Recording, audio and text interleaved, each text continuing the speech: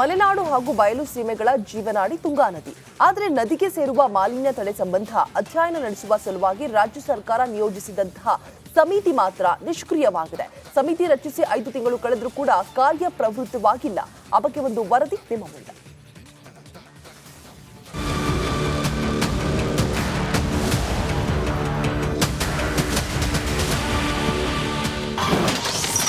ದಿನೇ ದಿನೇ ಕಲುಷಿತವಾಗುತ್ತಿದೆ ತುಂಗಾ ನದಿ. ಆಡಳಿತ ವ್ಯವಸ್ಥೆ ಬೇಜವಾಬ್ದಾರಿಗೆ ನದಿ ಮಾಲಿನ್ಯ.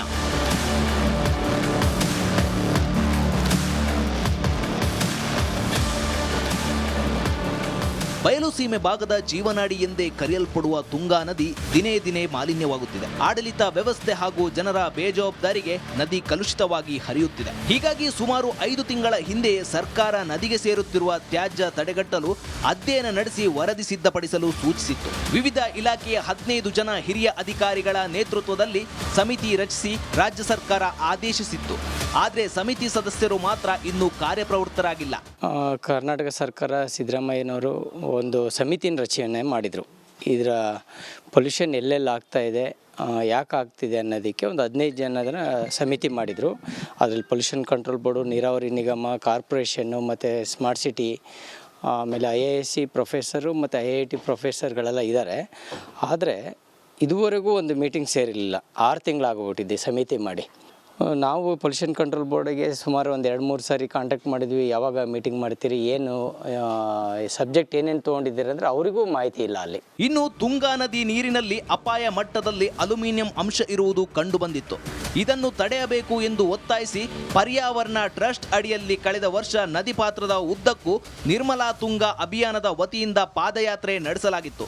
ಆದರೆ ಸಂಘ ಸಂಸ್ಥೆಗಳಿಗಿರುವ ಕಾಳಜಿ ಸರ್ಕಾರ ರಚಿಸಿದ ಸಮಿತಿಗಿಲ್ಲ ಎನ್ನುವುದು ಹೋರಾಟಗಾರರ ಆರೋಪ. ಕೇವಲ ಕಣ್ಣೊರೆಸುವ ಸಮಿತಿಯಾಗಿದೆ ಹೊರತು ಇದು ಕಾರ್ಯನಿರ್ವಹಿಸುವಂಥ ಸಮಿತಿ ಆಗಲಿಲ್ಲ. ನಿರೀಕ್ಷೆಗಳಿತ್ತು. ಏನು ಅಂದರೆ ಒಳಚರಂಡಿ ವ್ಯವಸ್ಥೆ ಸಂಪೂರ್ಣವಾಗಿ ವೆಟ್ ವೆಲ್ಗಳಿಗೆ ಹೋಗಿ ಅದು ಶುದ್ಧಗೊಂಡು ಆನಂತರ ಅದು ನದಿಗೆ ಸೇರ್ತದೆ ಅನ್ನುವಂಥ ಎಲ್ಲ ವ್ಯವಸ್ಥೆಯೂ ಇತ್ತು.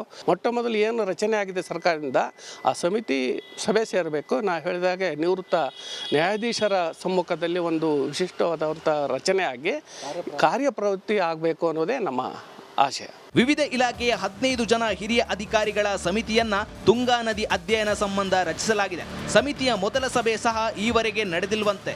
ಇನ್ನಾದರೂ ಸಮಿತಿ ಅಲರ್ಟ್ ಆಗಿ ನದಿಗೆ ಸೇರುತ್ತಿರುವ ತ್ಯಾಜ್ಯ ತಡೆಗಟ್ಟುವ ಕುರಿತು ಸಮಗ್ರ ಅಧ್ಯಯನ ನಡೆಸಿ ವರದಿ ನೀಡಬೇಕು. ತುಂಗಾ ನದಿ ಉಳಿಸಬೇಕೆಂದು ಹೋರಾಟಗಾರರು ಆಗ್ರಹಿಸಿದ್ದಾರೆ. ಕ್ಯಾಮರಾ ಪರ್ಸನ್ ಚಿರಾಗ್ ಜೊತೆ ಭೀಮನಾಯ್ಕ್. ಮಲೆನಾಡು ಹಾಗೂ ಬಯಲು ಸೀಮೆಗಳ ಜೀವನಾಡಿ ತುಂಗಾ ನದಿ. ಆದರೆ ನದಿಗೆ ಸೇರುವ ಮಾಲಿನ್ಯ ತಡೆ ಸಂಬಂಧ ಅಧ್ಯಯನ ನಡೆಸುವ ಸಲುವಾಗಿ ರಾಜ್ಯ ಸರ್ಕಾರ ನಿಯೋಜಿಸಿದಂತಹ ಸಮಿತಿ ಮಾತ್ರ ನಿಷ್ಕ್ರಿಯವಾಗಿದೆ. ಸಮಿತಿ ರಚಿಸಿ 5 ತಿಂಗಳು ಕಳೆದರೂ ಕೂಡ ಕಾರ್ಯಪ್ರವೃತ್ತವಾಗಿಲ್ಲ. ಆ ಬಗ್ಗೆ ಒಂದು ವರದಿ ನಿಮ್ಮ ಮುಂದೆ.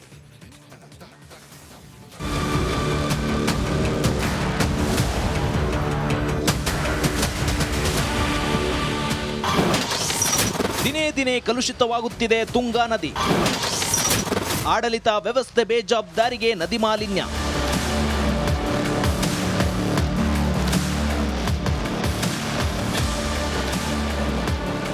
ಬಯಲು ಸೀಮೆ ಭಾಗದ ಜೀವನಾಡಿ ಎಂದೇ ಕರೆಯಲ್ಪಡುವ ತುಂಗಾ ನದಿ ದಿನೇ ದಿನೇ ಮಾಲಿನ್ಯವಾಗುತ್ತಿದೆ. ಆಡಳಿತ ವ್ಯವಸ್ಥೆ ಹಾಗೂ ಜನರ ಬೇಜವಾಬ್ದಾರಿಗೆ ನದಿ ಕಲುಷಿತವಾಗಿ ಹರಿಯುತ್ತಿದೆ. ಹೀಗಾಗಿ ಸುಮಾರು 5 ತಿಂಗಳ ಹಿಂದೆ ಸರ್ಕಾರ ನದಿಗೆ ಸೇರುತ್ತಿರುವ ತ್ಯಾಜ್ಯ ತಡೆಗಟ್ಟಲು ಅಧ್ಯಯನ ನಡೆಸಿ ವರದಿ ಸಿದ್ಧಪಡಿಸಲು ಸೂಚಿಸಿತ್ತು. ವಿವಿಧ ಇಲಾಖೆಯ 15 ಜನ ಹಿರಿಯ ಅಧಿಕಾರಿಗಳ ನೇತೃತ್ವದಲ್ಲಿ ಸಮಿತಿ ರಚಿಸಿ ರಾಜ್ಯ ಸರ್ಕಾರ ಆದೇಶಿಸಿತ್ತು. ಆದರೆ ಸಮಿತಿ ಸದಸ್ಯರು ಮಾತ್ರ ಇನ್ನೂ ಕಾರ್ಯಪ್ರವೃತ್ತರಾಗಿಲ್ಲ. ಕರ್ನಾಟಕ ಸರ್ಕಾರ ಸಿದ್ದರಾಮಯ್ಯನವರು ಒಂದು ಸಮಿತಿನ ರಚನೆ ಮಾಡಿದರು. ಇದರ ಪೊಲ್ಯೂಷನ್ ಎಲ್ಲೆಲ್ಲಿ ಆಗ್ತಾ ಇದೆ, ಯಾಕೆ ಆಗ್ತಿದೆ ಅನ್ನೋದಕ್ಕೆ ಒಂದು 15 ಜನರ ಸಮಿತಿ ಮಾಡಿದರು. ಅದರಲ್ಲಿ ಪೊಲ್ಯೂಷನ್ ಕಂಟ್ರೋಲ್ ಬೋರ್ಡು, ನೀರಾವರಿ ನಿಗಮ, ಕಾರ್ಪೊರೇಷನ್ನು ಮತ್ತು ಸ್ಮಾರ್ಟ್ ಸಿಟಿ, ಆಮೇಲೆ IISc ಪ್ರೊಫೆಸರು ಮತ್ತು IIT ಪ್ರೊಫೆಸರ್ಗಳೆಲ್ಲ ಇದ್ದಾರೆ. ಆದರೆ ಇದುವರೆಗೂ ಒಂದು ಮೀಟಿಂಗ್ ಸೇರಿರಲಿಲ್ಲ. 6 ತಿಂಗಳಾಗೋಗ್ಬಿಟ್ಟಿದೆ ಸಮಿತಿ ಮಾಡಿ. ನಾವು ಪೊಲ್ಯೂಷನ್ ಕಂಟ್ರೋಲ್ ಬೋರ್ಡಿಗೆ ಸುಮಾರು ಒಂದು 2-3 ಸಾರಿ ಕಾಂಟ್ಯಾಕ್ಟ್ ಮಾಡಿದ್ವಿ. ಯಾವಾಗ ಮೀಟಿಂಗ್ ಮಾಡ್ತೀರಿ, ಏನು ಸಬ್ಜೆಕ್ಟ್ ಏನೇನು ತೊಗೊಂಡಿದ್ದೀರಿ ಅಂದರೆ ಅವರಿಗೂ ಮಾಹಿತಿ ಇಲ್ಲ ಅಲ್ಲಿ. ಇನ್ನು ತುಂಗಾ ನದಿ ನೀರಿನಲ್ಲಿ ಅಪಾಯ ಮಟ್ಟದಲ್ಲಿ ಅಲ್ಯೂಮಿನಿಯಂ ಅಂಶ ಇರುವುದು ಕಂಡು ಬಂದಿತ್ತು. ಇದನ್ನು ತಡೆಯಬೇಕು ಎಂದು ಒತ್ತಾಯಿಸಿ ಪರ್ಯಾವರಣ ಟ್ರಸ್ಟ್ ಅಡಿಯಲ್ಲಿ ಕಳೆದ ವರ್ಷ ನದಿ ಪಾತ್ರದ ಉದ್ದಕ್ಕೂ ನಿರ್ಮಲಾ ತುಂಗಾ ಅಭಿಯಾನದ ವತಿಯಿಂದ ಪಾದಯಾತ್ರೆ ನಡೆಸಲಾಗಿತ್ತು. ಆದರೆ ಸಂಘ ಸಂಸ್ಥೆಗಳಿಗಿರುವ ಕಾಳಜಿ ಸರ್ಕಾರ ರಚಿಸಿದ ಸಮಿತಿಗಿಲ್ಲ ಎನ್ನುವುದು ಹೋರಾಟಗಾರರ ಆರೋಪ. ಕೇವಲ ಕಣ್ಣೊರೆಸುವ ಸಮಿತಿಯಾಗಿದೆ ಹೊರತು ಇದು ಕಾರ್ಯನಿರ್ವಹಿಸುವಂಥ ಸಮಿತಿ ಆಗಲಿಲ್ಲ. ನಿರೀಕ್ಷೆಗಳಿತ್ತು. ಏನು ಅಂದರೆ ಒಳಚರಂಡಿ ವ್ಯವಸ್ಥೆ ಸಂಪೂರ್ಣವಾಗಿ ವೆಟ್ವೆಲ್ಗಳಿಗೆ ಹೋಗಿ ಅದು ಶುದ್ಧಗೊಂಡು ಆನಂತರ ಅದು ನದಿಗೆ ಸೇರ್ತದೆ ಅನ್ನುವಂಥ ಎಲ್ಲ ವ್ಯವಸ್ಥೆಯೂ ಇತ್ತು.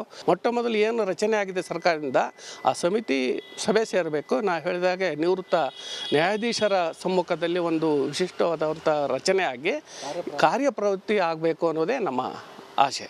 ವಿವಿಧ ಇಲಾಖೆಯ 15 ಜನ ಹಿರಿಯ ಅಧಿಕಾರಿಗಳ ಸಮಿತಿಯನ್ನ ತುಂಗಾ ನದಿ ಅಧ್ಯಯನ ಸಂಬಂಧ ರಚಿಸಲಾಗಿದೆ. ಸಮಿತಿಯ ಮೊದಲ ಸಭೆ ಸಹ ಈವರೆಗೆ ನಡೆದಿಲ್ವಂತೆ. ಇನ್ನಾದರೂ ಸಮಿತಿ ಅಲರ್ಟ್ ಆಗಿ ನದಿಗೆ ಸೇರುತ್ತಿರುವ ತ್ಯಾಜ್ಯ ತಡೆಗಟ್ಟುವ ಕುರಿತು ಸಮಗ್ರ ಅಧ್ಯಯನ ನಡೆಸಿ ವರದಿ ನೀಡಬೇಕು. ತುಂಗಾ ನದಿ ಉಳಿಸಬೇಕೆಂದು ಹೋರಾಟಗಾರರು ಆಗ್ರಹಿಸಿದ್ದಾರೆ.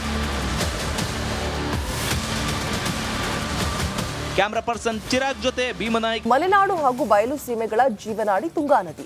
ಆದರೆ ನದಿಗೆ ಸೇರುವ ಮಾಲಿನ್ಯ ತಡೆ ಸಂಬಂಧ ಅಧ್ಯಯನ ನಡೆಸುವ ಸಲುವಾಗಿ ರಾಜ್ಯ ಸರ್ಕಾರ ನಿಯೋಜಿಸಿದಂತಹ ಸಮಿತಿ ಮಾತ್ರ ನಿಷ್ಕ್ರಿಯವಾಗಿದೆ. ಸಮಿತಿ ರಚಿಸಿ 5 ತಿಂಗಳು ಕಳೆದರೂ ಕೂಡ ಕಾರ್ಯಪ್ರವೃತ್ತವಾಗಿಲ್ಲ. ಆ ಬಗ್ಗೆ ಒಂದು ವರದಿ ನಿಮ್ಮ ಮುಂದೆ.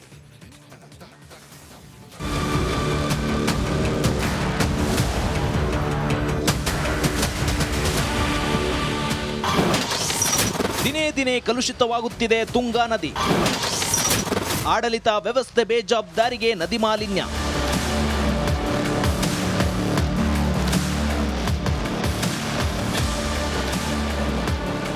ಬಯಲುಸೀಮೆ ಭಾಗದ ಜೀವನಾಡಿ ಎಂದೇ ಕರೆಯಲ್ಪಡುವ ತುಂಗಾ ನದಿ ದಿನೇ ದಿನೇ ಮಾಲಿನ್ಯವಾಗುತ್ತಿದೆ. ಆಡಳಿತ ವ್ಯವಸ್ಥೆ ಹಾಗೂ ಜನರ ಬೇಜವಾಬ್ದಾರಿಗೆ ನದಿ ಕಲುಷಿತವಾಗಿ ಹರಿಯುತ್ತಿದೆ. ಹೀಗಾಗಿ ಸುಮಾರು 5 ತಿಂಗಳ ಹಿಂದೆ ಸರ್ಕಾರ ನದಿಗೆ ಸೇರುತ್ತಿರುವ ತ್ಯಾಜ್ಯ ತಡೆಗಟ್ಟಲು ಅಧ್ಯಯನ ನಡೆಸಿ ವರದಿ ಸಿದ್ಧಪಡಿಸಲು ಸೂಚಿಸಿತ್ತು. ವಿವಿಧ ಇಲಾಖೆಯ 15 ಜನ ಹಿರಿಯ ಅಧಿಕಾರಿಗಳ ನೇತೃತ್ವದಲ್ಲಿ ಸಮಿತಿ ರಚಿಸಿ ರಾಜ್ಯ ಸರ್ಕಾರ ಆದೇಶಿಸಿತ್ತು. ಆದರೆ ಸಮಿತಿ ಸದಸ್ಯರು ಮಾತ್ರ ಇನ್ನೂ ಕಾರ್ಯಪ್ರವೃತ್ತರಾಗಿಲ್ಲ.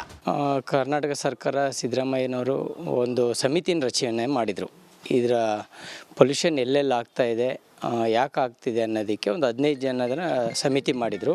ಅದರಲ್ಲಿ ಪೊಲ್ಯೂಷನ್ ಕಂಟ್ರೋಲ್ ಬೋರ್ಡು, ನೀರಾವರಿ ನಿಗಮ, ಕಾರ್ಪೊರೇಷನ್ನು ಮತ್ತು ಸ್ಮಾರ್ಟ್ ಸಿಟಿ, ಆಮೇಲೆ IISc ಪ್ರೊಫೆಸರು ಮತ್ತು IIT ಪ್ರೊಫೆಸರ್ಗಳೆಲ್ಲ ಇದ್ದಾರೆ. ಆದರೆ ಇದುವರೆಗೂ ಒಂದು ಮೀಟಿಂಗ್ ಸೇರಿರಲಿಲ್ಲ. 6 ತಿಂಗಳಾಗೋಗ್ಬಿಟ್ಟಿದೆ ಸಮಿತಿ ಮಾಡಿ. ನಾವು ಪೊಲ್ಯೂಷನ್ ಕಂಟ್ರೋಲ್ ಬೋರ್ಡಿಗೆ ಸುಮಾರು ಒಂದು 2-3 ಸಾರಿ ಕಾಂಟ್ಯಾಕ್ಟ್ ಮಾಡಿದ್ವಿ. ಯಾವಾಗ ಮೀಟಿಂಗ್ ಮಾಡ್ತೀರಿ, ಏನು ಸಬ್ಜೆಕ್ಟ್ ಏನೇನು ತೊಗೊಂಡಿದ್ದೀರಿ ಅಂದರೆ ಅವರಿಗೂ ಮಾಹಿತಿ ಇಲ್ಲ ಅಲ್ಲಿ. ಇನ್ನು ತುಂಗಾ ನದಿ ನೀರಿನಲ್ಲಿ ಅಪಾಯ ಮಟ್ಟದಲ್ಲಿ ಅಲ್ಯೂಮಿನಿಯಂ ಅಂಶ ಇರುವುದು ಕಂಡುಬಂದಿತ್ತು. ಇದನ್ನು ತಡೆಯಬೇಕು ಎಂದು ಒತ್ತಾಯಿಸಿ ಪರ್ಯಾವರಣ ಟ್ರಸ್ಟ್ ಅಡಿಯಲ್ಲಿ ಕಳೆದ ವರ್ಷ ನದಿ ಪಾತ್ರದ ಉದ್ದಕ್ಕೂ ನಿರ್ಮಲಾ ತುಂಗಾ ಅಭಿಯಾನದ ವತಿಯಿಂದ ಪಾದಯಾತ್ರೆ ನಡೆಸಲಾಗಿತ್ತು. ಆದರೆ ಸಂಘ ಸಂಸ್ಥೆಗಳಿಗಿರುವ ಕಾಳಜಿ ಸರ್ಕಾರ ರಚಿಸಿದ ಸಮಿತಿಗಿಲ್ಲ ಎನ್ನುವುದು ಹೋರಾಟಗಾರರ ಆರೋಪ. ಕೇವಲ ಕಣ್ಣೊರೆಸುವ ಸಮಿತಿಯಾಗಿದೆ ಹೊರತು ಇದು ಕಾರ್ಯನಿರ್ವಹಿಸುವಂಥ ಸಮಿತಿ ಆಗಲಿಲ್ಲ. ನಿರೀಕ್ಷೆಗಳಿತ್ತು. ಏನು ಅಂದರೆ ಒಳಚರಂಡಿ ವ್ಯವಸ್ಥೆ ಸಂಪೂರ್ಣವಾಗಿ ವೆಟ್ವೆಲ್ಗಳಿಗೆ ಹೋಗಿ ಅದು ಶುದ್ಧಗೊಂಡು ಆನಂತರ ಅದು ನದಿಗೆ ಸೇರ್ತದೆ ಅನ್ನುವಂಥ ಎಲ್ಲ ವ್ಯವಸ್ಥೆಯೂ ಇತ್ತು.